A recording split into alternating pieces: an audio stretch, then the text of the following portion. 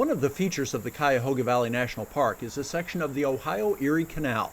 This is kind of a foundation story for us. The canal once stretched for over 300 miles from Cleveland to Portsmouth.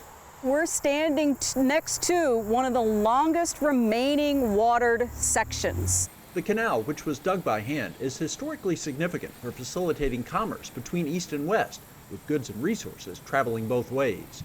It led to a better way of life, not just for Ohio, but for further parts west even. Here's something that looks like a muddy ditch, and yet it's something that changed what people wore, it changed what people ate, it changed how people thought. You can learn all about the waterway at the Canal Exploration Center in a building that once served as a tavern and store along the route. Another spot of interest is Brandywine Falls. That is one of our biggest. When you talk about the greatest hits. The falls is as magnificent as it is easy to access. The 65-foot cascade can be seen from upper and lower viewing platforms.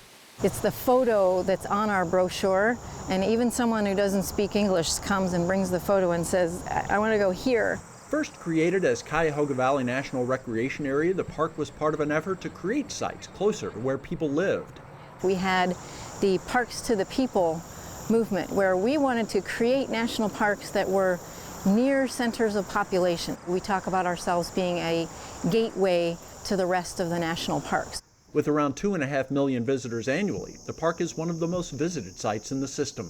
We have a few million people who may not have the opportunity to otherwise have a national park experience. At the heart of the park is the Cuyahoga River. It has quite a reputation, very attractive to paddlers, obviously very scenic. That was not always the case. Because of pollution, this river actually caught on fire near Cleveland in the late 1960s. For that and other reasons, the story of Cuyahoga Valley National Park is one of restoration. The sorry shape of the river back in the late 60s and 70s brought about change, not only here, but throughout the U.S. It galvanized the attention around what was happening to our waterways in America. The river now attracts those seeking recreation. It wasn't really as much of a destination point, but things have changed greatly. The river is not the only spot in the park that has been transformed. Again and again, you can see the story of restoration. Consider the Beaver Marsh, through which the Park Service has constructed a boardwalk. It used to be like an auto junkyard, and over the years it's built up like this. It's really hard to visualize that now.